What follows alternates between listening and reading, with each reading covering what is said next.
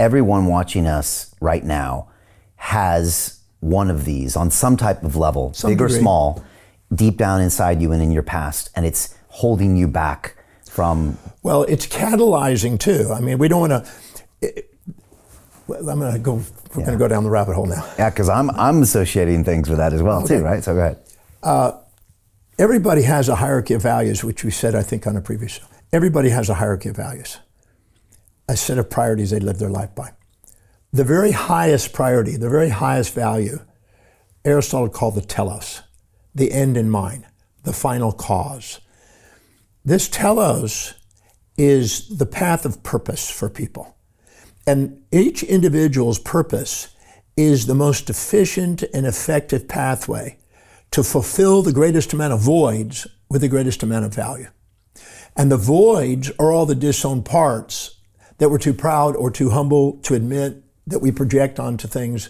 See, she was too humble to admit that that was her, the angels. She's too proud to admit that that was her, the Father. When she integrated that and became equanimous, and in equity between these outside sources, evoked potentials, as they call it in the brain, and integrated it, she had a spontaneous potential in the brain, which is an aha moment, which is a synchronicity, which is a sign and confirmation of authenticity. And in that state, she's empowered. And in that state, she's fulfilling the voids because she's no longer judging. See, it's the judgment. When you're infatuate with somebody and you're conscious of the positives and unconscious of the negatives, you're too humble to admit what you see in them inside you. So you're disowning a part. When you're resentful to somebody and you're too proud to admit it, and you're to admit that you have that behavior, you're disowning a part. Anytime you disown a part, you have voids, emptiness. That's why anytime we judge, we feel empty. We don't feel fulfilled. But anytime we integrate them and own them, and we feel love, and realize that there are teachers teaching us how to own the parts we've been disowning, we get to have a moment of fulfillment.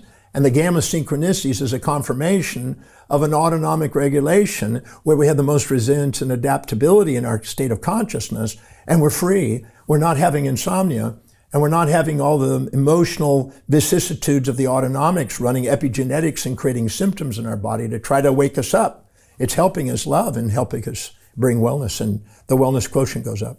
Okay, wow. Now, we quickly talked about therapists, but in the current world we're in, her trauma would, on social media, have been celebrated. The father would have been demonized, and her therapist would have showed how that was the reason nothing in her life was working. Exactly. And would have rehashed it every week for a couple $100 an hour for 20 years. Yep, that's what she was going through. And, there's therapists who are very aware and who do extraordinary work and help transform people's lives. And there are therapists that are wounded, that are stuck, and they're surrounding themselves with clients so they can justify their angers and their own stuckness. And there's a whole gradation of therapy, from those that are victims of their history to those that are masters of destiny. I've met some therapists that are brilliant. I've met others that are just wounded individuals, and they're reactive, and they're projecting their judgments onto their clients and waiting for those clients to come in so they can dramatize their own stuff and the client stuff. But there's stages of awareness. If you have, in first grade, you're told that an atom is a little ball. It's not the truth, but you're told that, and you had to be told that illusion till you're ready for the next thing, that it's a little bit of a Bohr model. It's a little solar system. And you have to be told that illusion until you're ready for the next one when you go to college. And you find out it's quantum numbers, it's probability distributions made out of complex mathematical square roots of -1. And then we realize, well, that's not it too, because those are infinitesimal non-spacious electrons. And so we don't really know, it's a mystery. And so we have to teach them the illusion till they're ready for truth. And that way, in almost every field in therapy, there's no different. You teach them the illusion until they're ready for truth. And when they're ready for truth, the next teacher appears, the next therapist takes them up the next level, and they get frustrated. I had a gentleman who came to my breakthrough experience, and he's been raging about his father and been going to his therapist for, I think, 14 years about his father. How do you get out of a rat race? How do you create wealth not only for yourself, but also for the generations to come after? I am absolutely amazed with the quality of companies that we're getting exposure to. We go on to Zoom calls with the innovators and the folks who are building new applications in metaverse, blockchain, artificial intelligence, decentralized finance. What's going on, everybody? Thumbs up if you can see me. We are focusing on early stage investment. And the quality of people that we're getting exposure to, whether it be Dan Tapiero with 1RT, Jason Ma from Open, Yatsu from Animoca. It's been a phenomenal experience thus far. It has far exceeded my expectations. We are focusing on cutting edge technologies. I view it now as the best investment I've ever made. The upside I view is unlimited. And as a retail investor, I would never get this exposure anywhere else outside of Investment Club. See you in the investment club.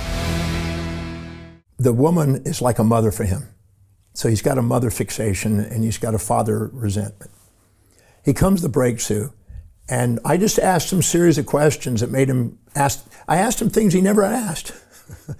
You know, the quality of your life is based on the quality of the questions you ask. If you ask a question that makes you conscious of what you've been unconscious of, you can become fully conscious.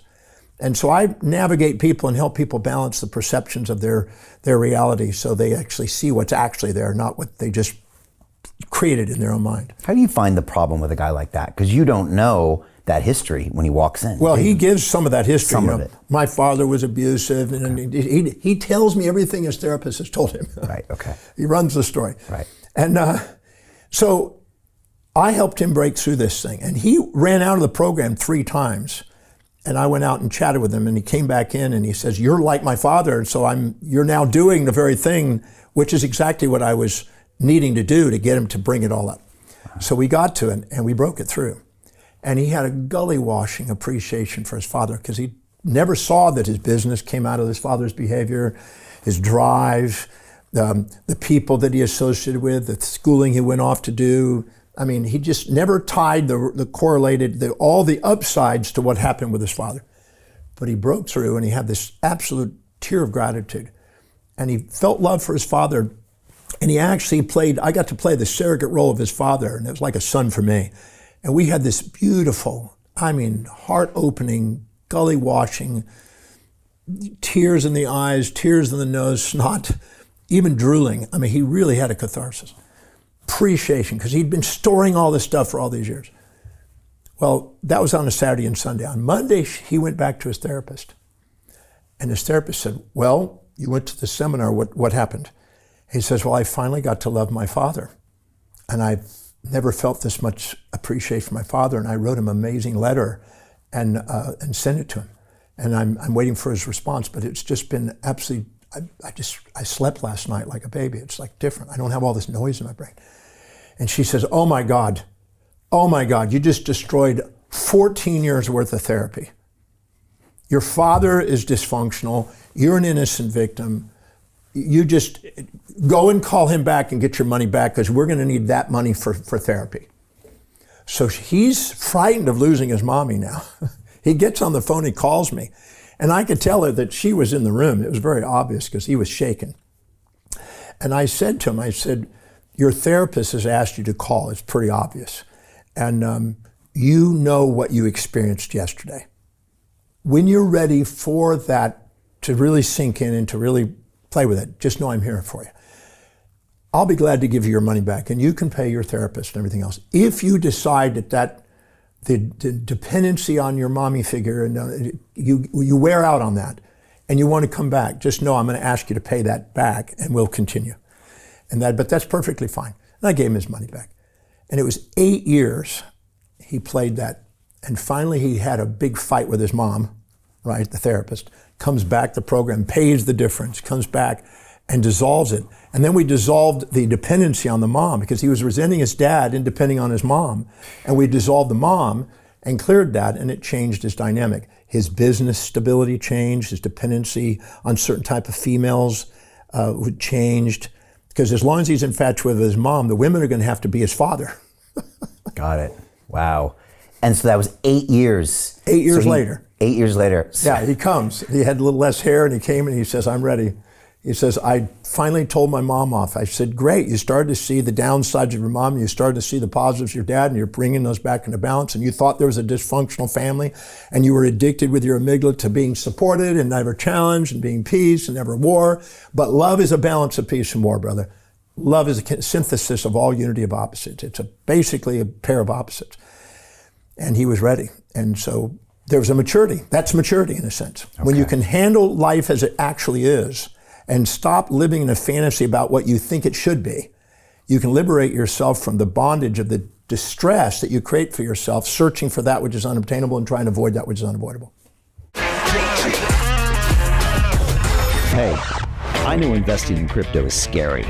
It takes a real leap of faith because there are so many scams, rug pulls, and bad actors out there. It's a dangerous business, which is why 95% of people lose all their money.